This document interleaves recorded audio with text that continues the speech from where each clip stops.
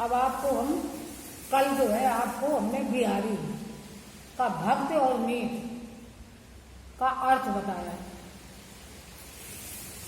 Lesson आपका वो समाप्त हो गया पद का। अब आज हम आपको गद्य पढ़ाने जा रहे हैं। गद्य में आपका चौथा लेसन है अजंता, जिसके लेखक हैं भगवत शरण उपाध्याय। आपको हमने मित्रता पढ़ाया, ममता पढ़ाया, भारतीय संस्कृत। अब आज हम आपको अजंता पढ़ा रहे हैं। तो पहले डॉक्टर भगवत शरण उपाध्याय का संक्षिप्त जीवन परिचय एवं उनकी रचनाएं। तो देखो, डॉक्टर भगवत शरण उपाध्याय का जन्म सन 1910 ईस्वी में बलिया जिले के उजियारीपुर गांव में हुआ था। इनकी प्रारंभिक शिक्षा यहीं पर हुई। इन्होंने बनारस हिंदू विश्वविद्यालय से प्राचीन इतिहास विषय में एमए किया। ये संस्कृत साहित्य तथा पुरातत्व के समर्थ अध्येता एवं हिंदी साहित्य के प्रसिद्ध उन्नायक रहे हैं। इन्होंने भारत के प्राचीन इतिहास एवं भारतीय संस्कृत का विशेष अध्ययन किया है। क्रमशः पुरातत्व विभाग, प्रयाग संग्रहालय एवं लखनऊ संग्रहालय के अध्यक्ष तथा पिलानी बिड़ला महाविद्यालय में प्राध्यापक पद पर कार्य किया। तत्पश्चात इन्होंने विक्रम विश्वविद्यालय के प्राचीन इतिहास विभाग में प्रोफेसर एवं अध्यक्ष पद पर कार्य कर अवकाश ग्रहण करने के पश्चात देहरादून को अपना निवास स्थान बनाया। भारत के प्रतिनिधि रूप में ये मॉरिशस में कार्यरत थे। उपाध्याय जी ने कई बार यूरोप, अमेरिका, चीन आदि का भी भ्रमण किया, जहां भारतीय संस्कृत एवं साहित्य पर बहुत से महत्वपूर्ण व्याख्यान दिए। 100 से भी अधिक पुस्तकें लिखकर इन्होंने हिंदी साहित्य को समृद्ध बनाने का स्तुत्य प्रयास किया। इनकी सबसे बड़ी विशेषता यह है कि प्राचीन भारत के प्रमुख अध्येता एवं व्याख्याता होते हुए भी रूढ़वादिता एवं परंपरावादिता से सदैव ऊपर रहे। वस्तुतः अपने मौलिक एवं स्वतंत्र विचारों के लिए ये प्रसिद्ध है। सन 1982 में इनका निधन हो गया। इनकी भाषा शुद्ध, परमार्जित एवं परिष्कृत खरी बोली है।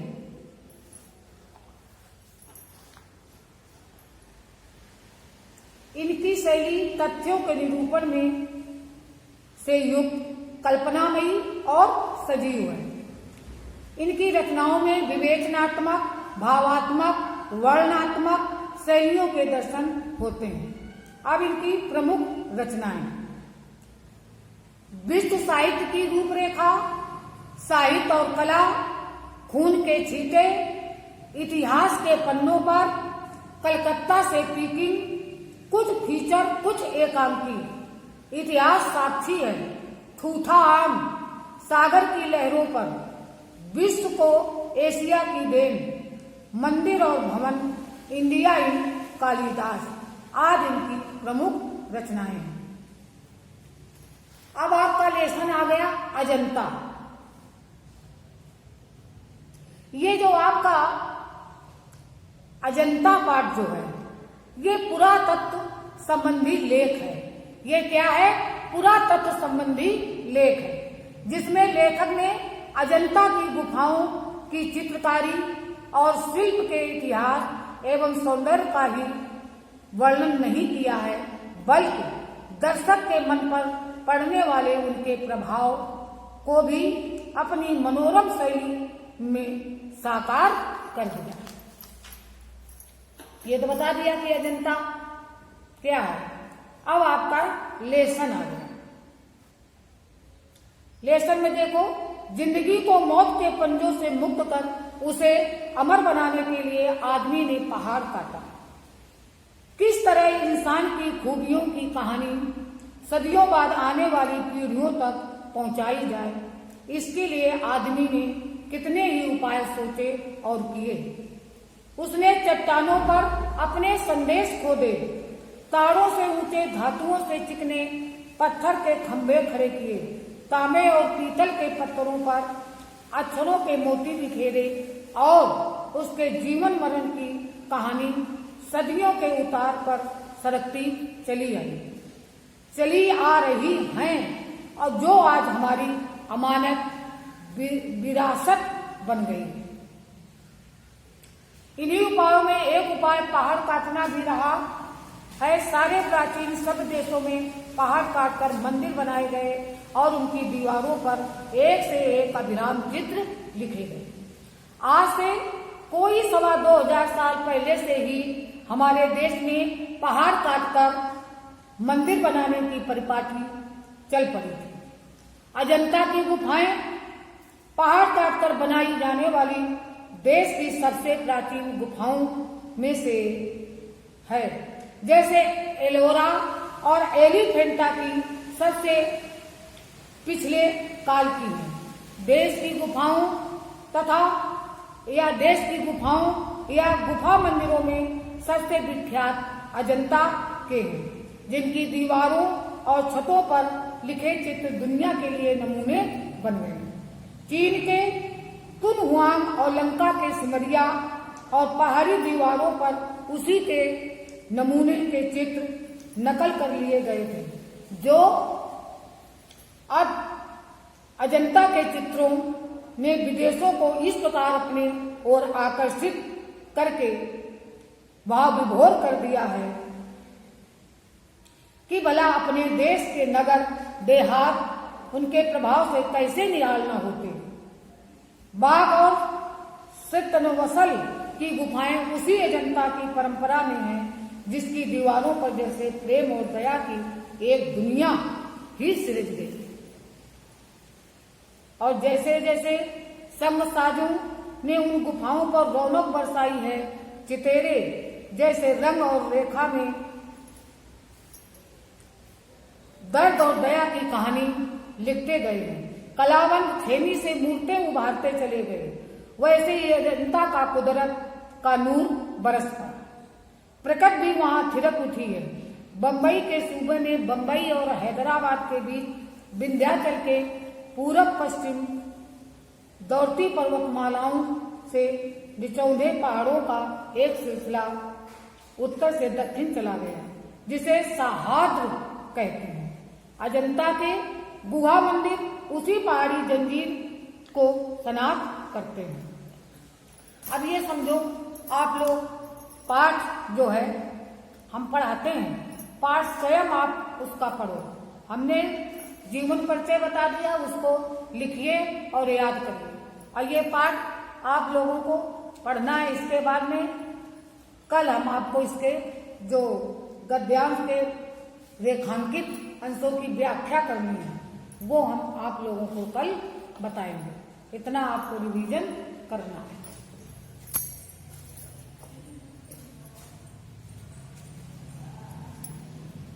कई मिनट का बनो, कम बनो तो कम।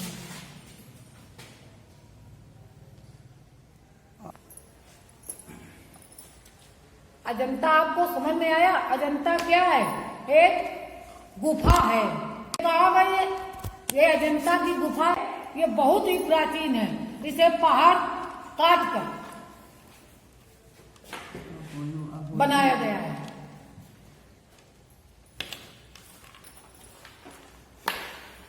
ये क्या है बताया गया है। जिंदगी के मौत के पंजों से मुक्त कर उसे अमर बनाने के लिए आदमी ने पहाड़ काटा। किसे काटा? पहाड़ों को काट कर बनाया गया। जिसने काटा वो अपने जिंदगी को मौत के पंजों से मुक्त करके उसे अमर बनाने के लिए ही उसने पहाड़ काटा। और किस तरीके से इंसान की अच्छाइयों को अच्छाइयों की कहानियां सदियों बाद आने वाली पीढ़ियों तक पहुंचाई जाए, इसका उन्होंने भरसक प्रयास किया और उसके लिए उपाय भी सोचे। इसके लिए उन्होंने क्या किया, चट्टानों पर अपने संदेश खोदे कि जैसे आगे आने वाली पीढ़ी उन संदेशों को पढ़े,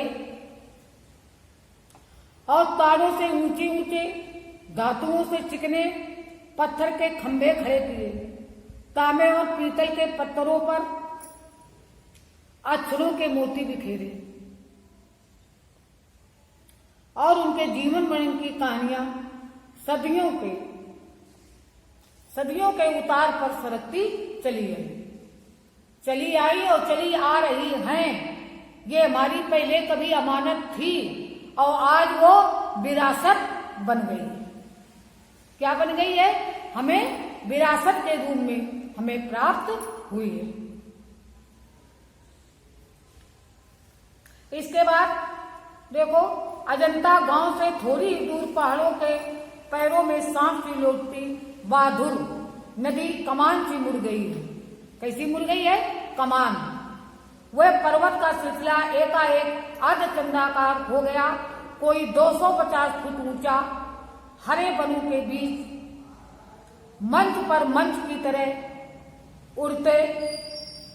उड़ते पहाड़ों का यह सिलसिला हमारे पुरखों को भी भा गया और उन्होंने उसे खोदकर भवनों महलों से भर दिया।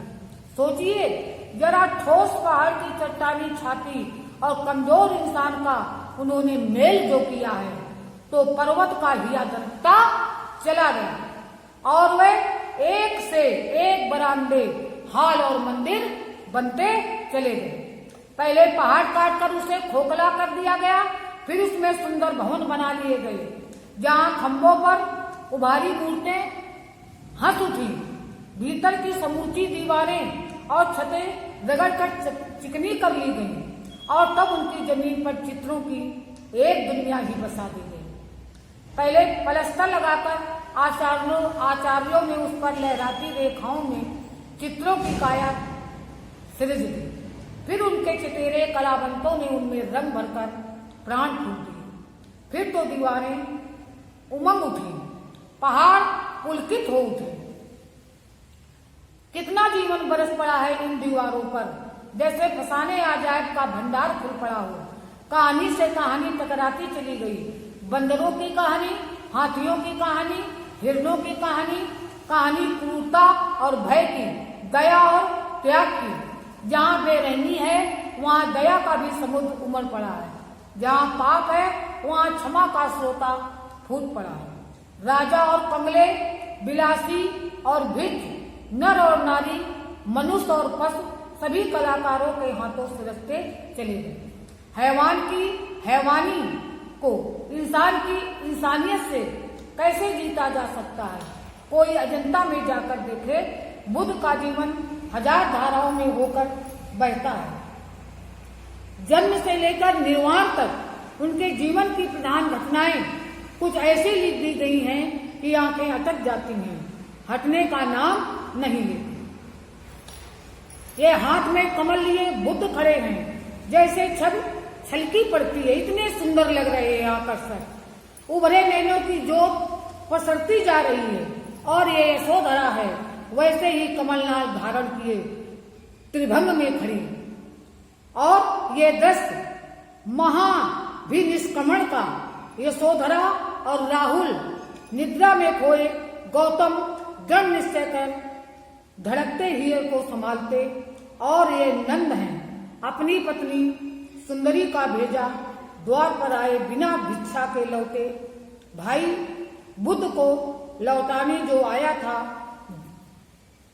और जिसे भिक्षु बन जाना पड़ा था, बार बार भागने को होता है, बार बार पकड़कर संग में लौटा लिया जाता है। उधर फिर वो यशोधरा है, बालक राहुल के साथ बुद्ध आए हैं, पर बजाय पद की तरह आने के भिखारी की तरह आए हैं। पद की तरह नहीं आए हैं, कैसे आए हैं? भिखारी की तरह भिक्षा लेने के लिए आए हैं और भिक्षा पात देहली में चढ़ा देते हैं। यशोधरा क्या दे जब उसका स्वामी भिखारी बनकर आया है, क्या न दे डाले, पर है ही क्या अब उसके पास। उसकी मुकुटमणि सिद्धार्थ के खो जाने के बाद सोना चांदी मणिमणि हीरा मोती तो उस त्यागी जगत्राता के लिए मिट्टी के मोल नहीं, पर हाँ है कुछ उसके पास, उसका बचा एकमात्र लाल, उसका राहुल, और उसे ही वह अपने सर्वस्व की तरह बुद्ध को दे डालती है। और उधर वह बंदरों का चित्त कितना सजीव कितना गतिमान,